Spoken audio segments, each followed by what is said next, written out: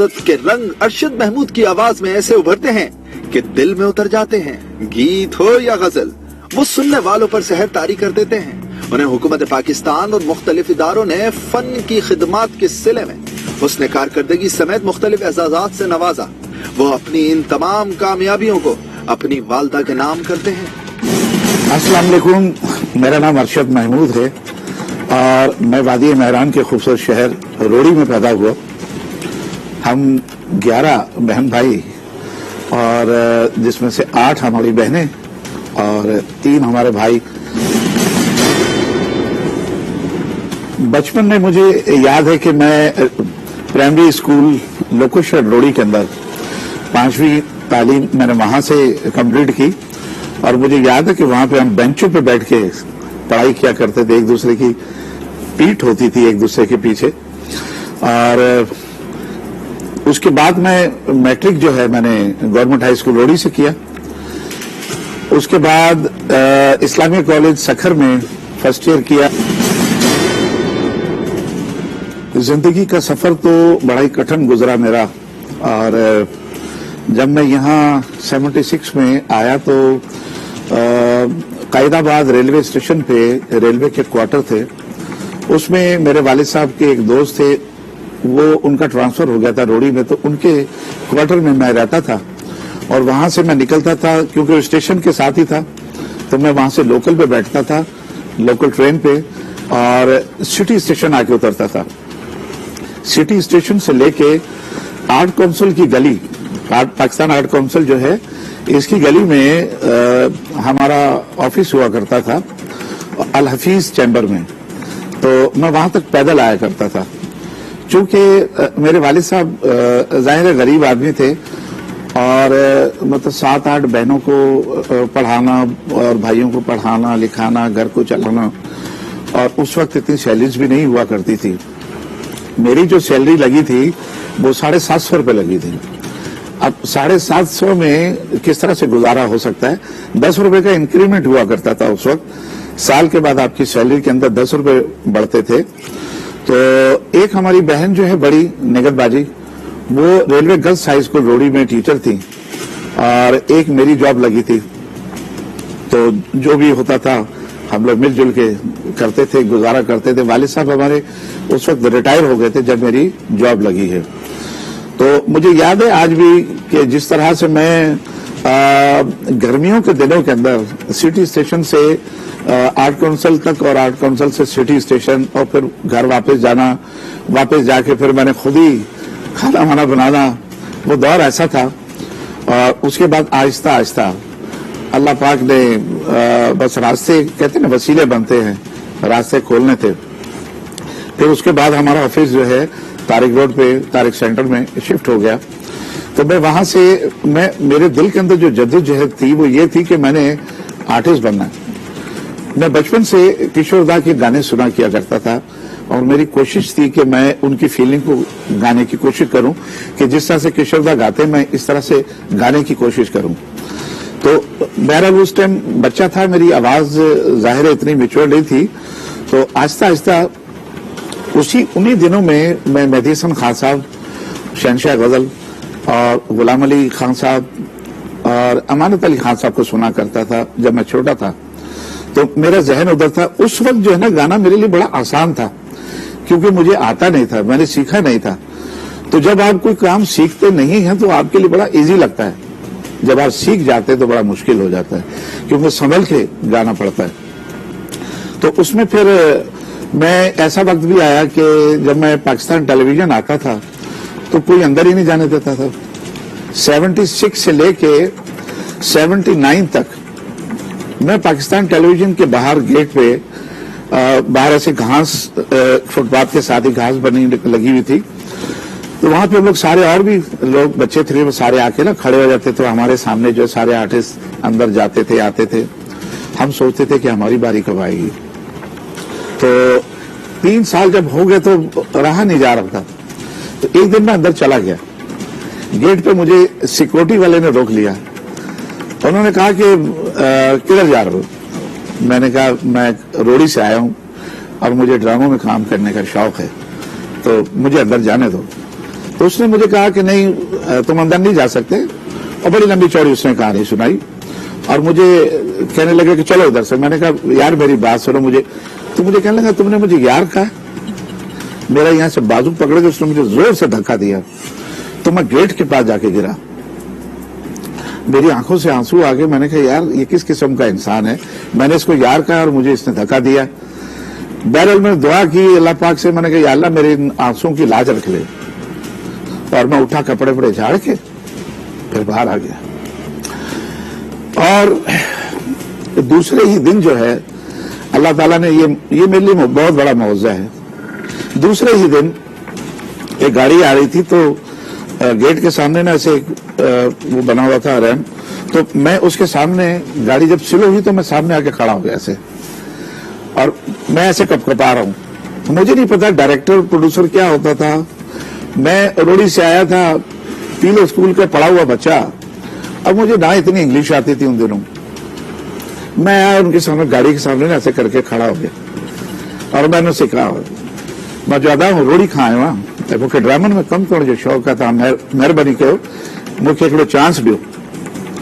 तो उन्होंने ऐसे शीशा नीचे करके मेरे तो देखा, तो मुझे उन्होंने कहा कि अंदर आ जाओ। मैं जब अंदर गया तो फिर वही साहब खड़े हुए थे अंदर, जिन्होंने मुझे एक दिन पहले धुतकार के मुझे धक्का दिया था। उन्होंने मुझे कहा तुम फिर आ जाओ।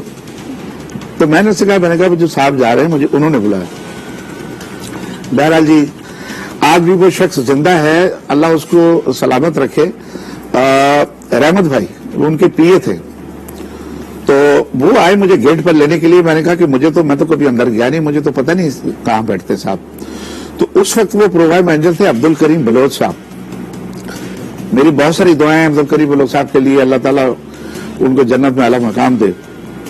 उनके पास मुझे लेके गए तो उन्होंने मुझे अपने कमरे में बिठाया, मुझे पूछा अब अच्छा पी दे। और मैं शर्मा के कुछ, मैंने कहा न भाईजान बस मुझे ड्रामन में कम करना। हाँ ड्रामन में तो कम कराया था।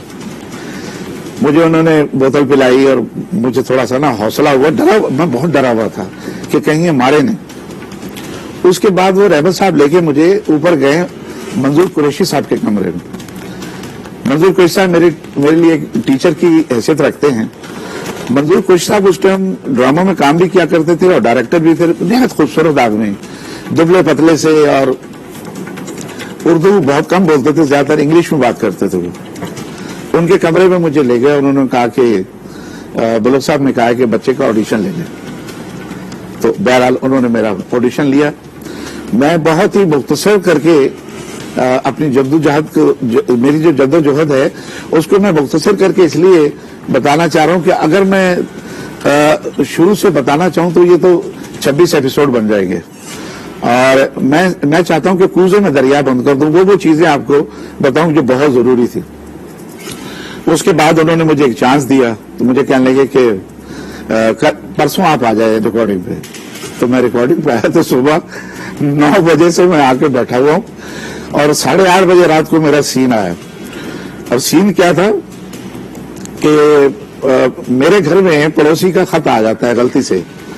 तो सीन ये कि मैं खत ले जाके उनके घर पे नॉक करता हूं और वो पूछते हैं अब कह रहा है मौजूदा ये तव्हां जो खत जो गलती से मुझे घर अची ये तव्हां जो खत, बड़ी मेहरबानी साईं, बड़ी मेहरबानी, ये क्या के चले गए। एक सीन बस इतना था। अब छोटे छोटे सीन में कर रहा हूं। मैंने कहा यार ये मैं इतनी दूर से आया हीरो बनने के लिए, ये मुझे कभी कहीं खड़ा कर देते, कभी कहीं खड़ा कर देते। तो मैं बड़ा सोचता था। ऐसे ही एक दफा शुरू हुआ प्रोग्राम। इससे पहले एक प्रोग्राम होता था उकेली साहब का, एजाज अलीम उकेली साहब का। उन्होंने मुझे एक चांस दिया और उस टाइम लाइव प्रोग्राम हुआ करते थे। लाइव से मुराद ये कि जितने म्यूजिशियंस हैं वो सब बैठे होते थे वहीं। आप कोई मतलब कोई रिकॉर्डिंग वॉर्डिंग नहीं होती थी कि ऑडियो पहले रिकॉर्ड हो गया तो उसके बाद वीडियो, वो साथ ही होता था सब कुछ। ब्लैक एंड व्हाइट प्रोग्राम था वो। उस वक्त उस प्रोग्राम का नाम था विंझार, जो आज उसका नाम है पर्क। उस प्रोग्राम में असलम आजाद साहब वो प्रोग्राम को कंडक्ट किया करते थे। तो उसमें मुझे एक चांस मिला एक गाने का। गुलाम अली खान साहब जो हैं उनकी कंपोजिशन थी और साहिल आजाद साहब का लिखा हुआ गीत था। तो वो मैंने वहां पे गाया उनके प्रोग्राम के अंदर। वहां से मुझे पहला गाना गाने का एक मौका मिला। और उसके बाद जब चहचटो शुरू हुआ है मंजूर कुरैशी साहब का, तो चहचटो में मुझे एज ए स्क्रिप्ट मुझे मिल रहे थे एज एन एक्टर, तो वहां पे शहजाद खलील साहब तशरीफ लाए, सीनियर प्रोड्यूसर, मेरे बहुत अच्छे दोस्त थे, बड़े भाइयों की तरह थे, मुझसे बहुत प्यार करते थे। तो उन्होंने आके ना वो मुझसे कभी कभी बैठ के गाना सुना करते थे किशोर कुमार साहब का। तो उन्होंने मंजूर साहब से कहा कि मंजूर, इस बच्चे की आवाज बहुत अच्छी, इसको ट्राई करो। और उन्होंने कहा यस सर। तो उन्होंने उसी प्रोग्राम के अंदर मुझे एक गाना दिया, आऊं की फाथुस। तो एक घर दामाद जो है, मजाहिया प्रोग्राम था चहचटो कि घर दामाद किस तरह से फंस जाता है अपने ससुराल में। ये गाना जो चला है तो बस उसके बाद लोगों ने मुझे बहुत पसंद किया, मेरी आवाज को, और वो पिक्चराइज भी मुझ पे था। तो यहां से मेरा एक सिलसिला शुरू हुआ है। अल्लाह ताला ने इज्जत देने का सिलसिला शुरू किया। तो जब मैंने सोचा कि अब अल्लाह ताला ने मुझे एक इज्जत दी है एज ए सिंगर, तो मुझे प्रॉपर सीखना चाहिए। उसके बाद फिर मैंने सीखना शुरू किया। ये मेरा सफर यहां तक का जो है वो ऐसा सफर है कि जो मैं जिंदगी में कभी भुला नहीं सकता। और उसके बाद फिर मेरे जो रास्ते हैं, मेरी तरक्की के रास्ते हैं, मेरी कामयाबी के रास्ते यहां से खुलना शुरू होते हैं।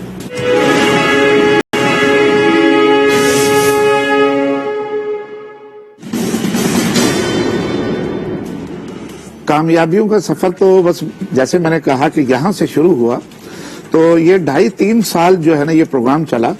और इसके हर प्रोग्राम के अंदर मेरे 2 गाने हुआ करते थे। एक गाना मुझ पे पिक्चराइज होता था, एक गाना मुख्तलिफ आर्टिस्ट जो थे, फरीद नवाज बलोच हो गए, यार मोहम्मद शाह साहब हो गए, लतीफ मुन्ना और आबिद नवीद, और भी काफी सारे आर्टिस्ट थे जिन पे एक गाना उन पे पिक्चराइज होता था, एक गाना मुझ पे।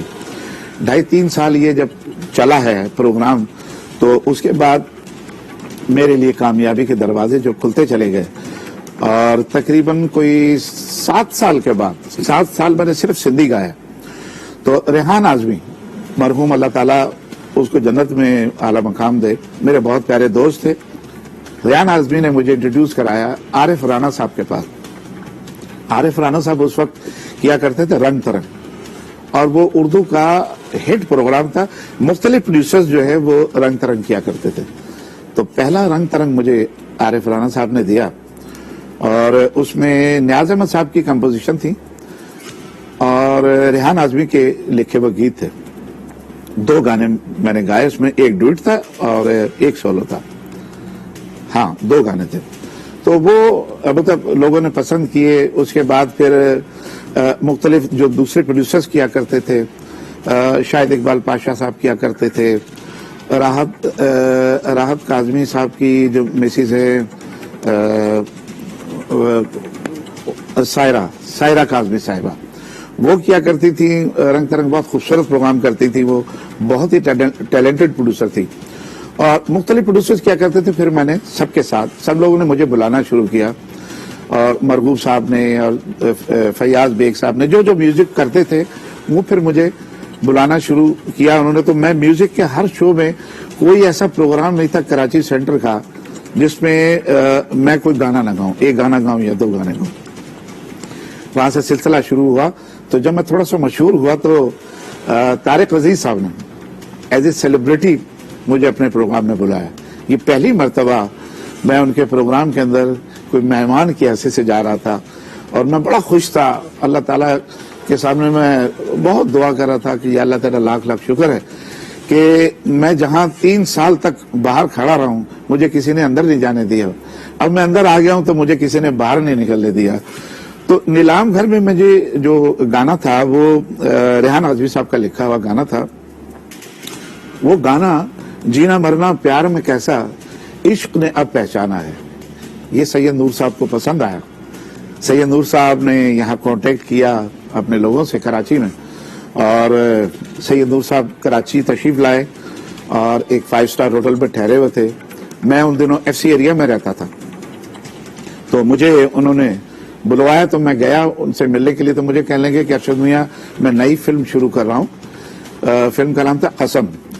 उसमें काफी लोग पहली दफा, मतलब सलीम शेख पहली मरतबा, और सैयद नूर साहब एज ए डायरेक्टर पहली मरतबा,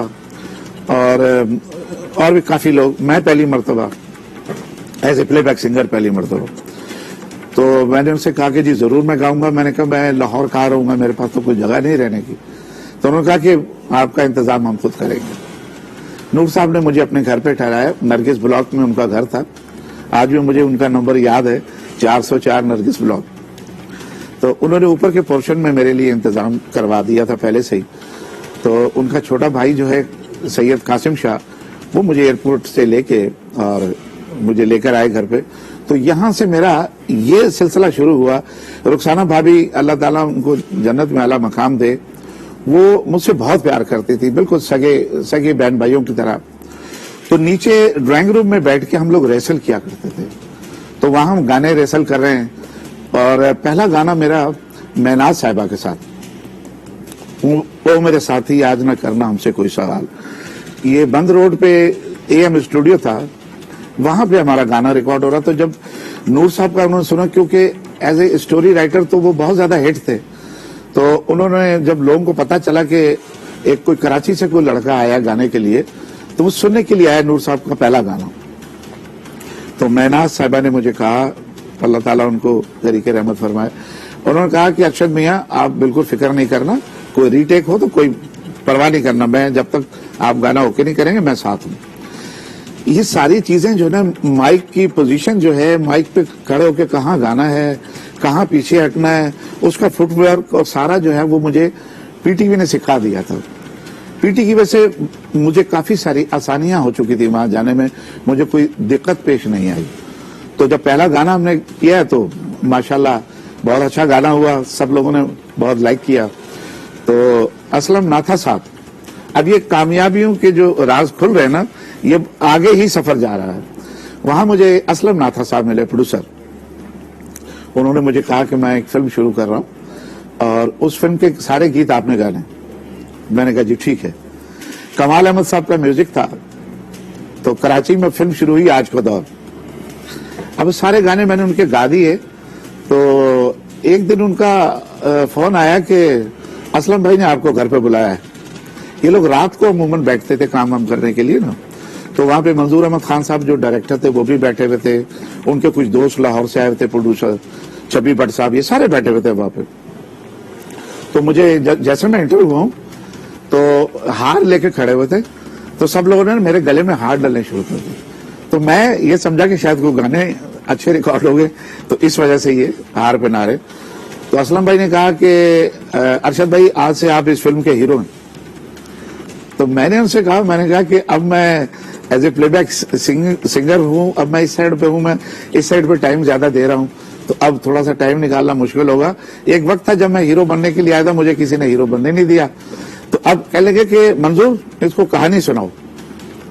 तो मंजूर साहब ने मुझे जब कहानी सुनाई तो मंजूर साहब ने एक बात कही, कह लगा अरशद मियां कुछ फिल्में जो होती हैं वो एक्टर का किचन चलाती हैं, और कुछ फिल्में ऐसी होती हैं जो आर्टिस्ट है उसकी लाइब्रेरी में रखी जाती है। ये फिल्म तुम्हारी लाइब्रेरी में रखी जाएगी, तुम ये फिल्म करो, इसको मना ना करो।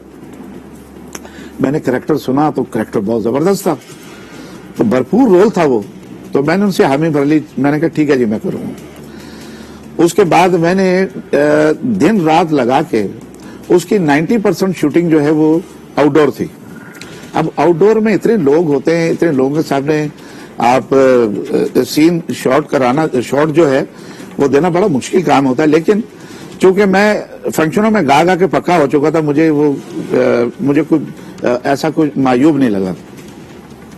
बस सीन कराए मैंने को तकरीबन 1 महीने में मैंने सारी शूटिंग कंप्लीट करा दी, और 15 दिन के अंदर सारी 1.5 महीने में शूटिंग भी कंप्लीट करा दी और उसकी डबिंग वगैरह भी सारी कंप्लीट करा दी। उसके बाद से सिलसिला ऐसा चल निकला कि मैं हर साल जो है मेरा एक टूर होता था, तो मैं ज्यादा यहाँ टाइम दे नहीं सकता था। एक फिल्म मैंने कंप्लीट करवा दी, और वो जो फिल्म आई है मुझे याद है 13 नवंबर 1992 को मेरी फिल्म लगी नशेमन सिनेमा पे, और कुरंगी के अंदर एक सिनेमा है, मेरा ख्याल गालिब सिनेमा है, वहां पे लगी, और दूसरे सिनेमा पे भी लगी। गालिब मुझे इसलिए याद है कि वहां मेरा इस्तकबाल रखा गया था। इस फिल्म ने इतनी कामयाब हुई, ये फिल्म इतनी कामयाब हुई कि मैं बयान से बाहर है, मैं आपको बयान नहीं, मैं बाहर में निकल नहीं सकता था। जब वो फिल्म रिलीज हुई है तो उसके बाद लोग मुझे इतना प्यार करते थे। उस वक्त सिर्फ एक पाकिस्तान टेलीविजन हुआ करता था और कुछ नहीं था। उसके बाद जो है मुझे 2 फिल्में और मिली। उस फिल्म पे, पहली फिल्म पे मुझे 2 निगार अवार्ड मिले और पाकिस्तान का सबसे बड़ा जो अवार्ड है, फिल्मी अवार्ड जो है, वो निगार अवार्ड था। उसके बाद ग्रेजुएट अवार्ड है, उसके बाद बुलान अवार्ड था, उसके बाद और भी 2-4 अवार्ड थे जो फिल्म के बहुत ही हिट अवार्ड्स होते थे।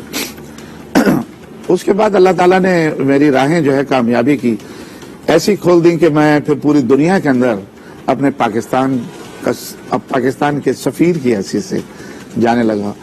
और अब तक मैं तकरीबन 2000 से ज्यादा मैं गाने गा चुका हूं। 3 फिल्में हैं जिसमें मैंने एज एन एक्टर काम किया और 50 से ज्यादा फिल्में ऐसी जिसमें मैंने प्लेबैक सिंगिंग की। और पाकिस्तान के टॉप के म्यूजिक डायरेक्टर्स जो हैं उनके साथ मैंने काम किया।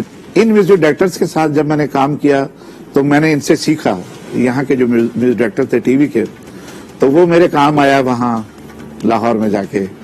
और मुझे लाहौर में बहुत प्यार मिला। कराची के बाद सबसे ज्यादा मुझे लाहौर में प्यार मिला, जहां से मेरे सुपरहिट गाने पूरी दुनिया के अंदर।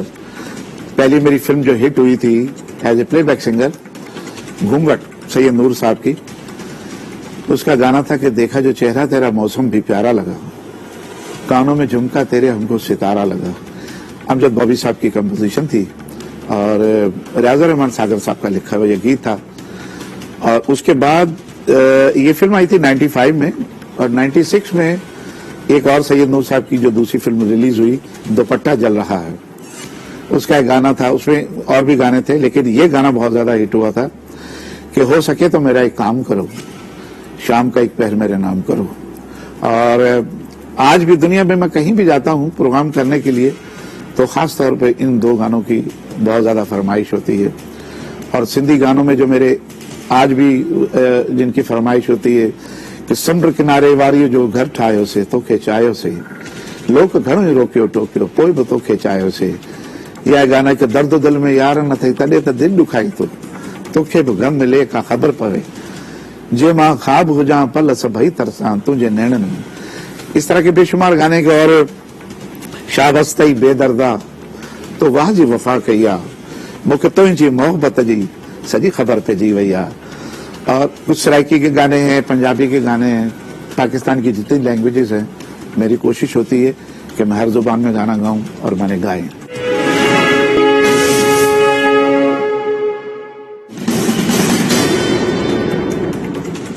अवार्ड्स तो बहुत मिले मुझे, लेकिन सबसे बड़ा मेरे लिए जो अवार्ड है वो ये है कि मैं आज भी घर से बाहर निकलता हूं कहीं तो लोग मुझसे रोक के पूछते हैं, सलाम दुआ करते हैं।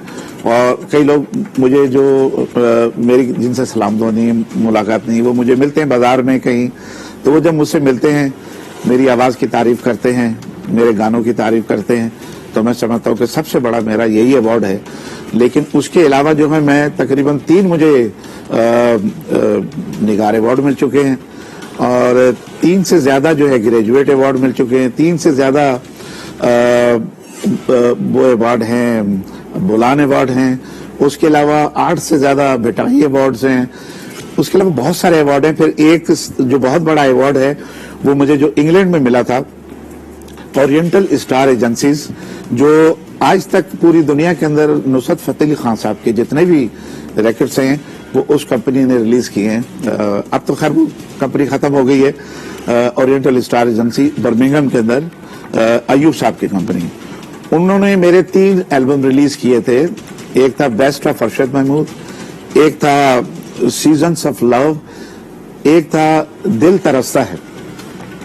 और एक एल्बम पे मुझे वहां पे गोल्ड डिस्क अवार्ड दिया गया था, जिसकी बहुत बड़ी तकरीब हुई थी मैनचेस्टर के अंदर एक होटल के अंदर। और वहां का एक चैनल था, नया पाकिस्तान का चैनल वहां पे खोला था जिसका नाम था प्राइम टीवी। उसके चीफ एग्जीक्यूटिव थे ताहिर मेमन साहब।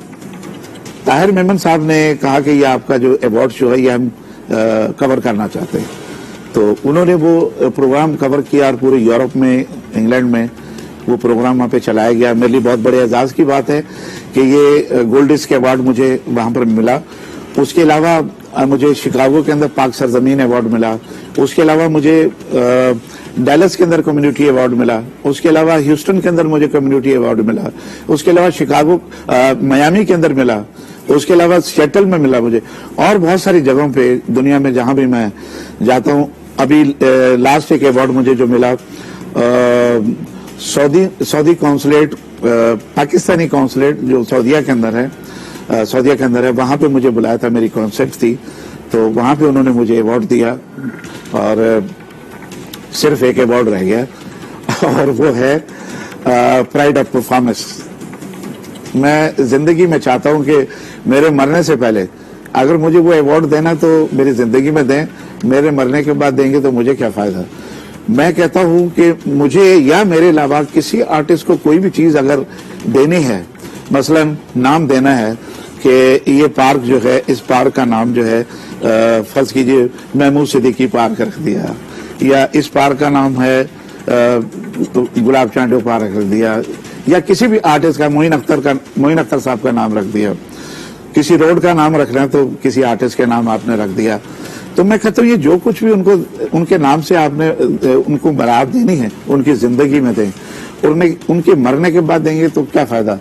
मैं अगर जिंदा हूँगा तो मैं जब अपने रोड से गुजरूंगा जहाँ लिखा होगा अरशद महमूद एवेन्यू या अरशद महमूद पार्क, तो मैं वहां 2 मिनट रुक जाऊंगा, रुक के उस तख्ती को देखूंगा और वहां खड़े होके मैं अल्लाह ताला का शुक्र अदा करूंगा कि आज मुझे मेरे हजूर पाक सल्लल्लाहु अलैहि वसल्लम की दुआओं के सदके, उनकी अल्लाह ताला की मेहरबानियों के सदके मुझे जो इज्जत दी हुई है पूरी दुनिया के अंदर, बस दुआ करता हूँ कि या अल्लाह ये इज्जत इसी तरह बरकरार रखना और सदा अपना मोहताज रखना, किसी बंदे का मोहताज न करना।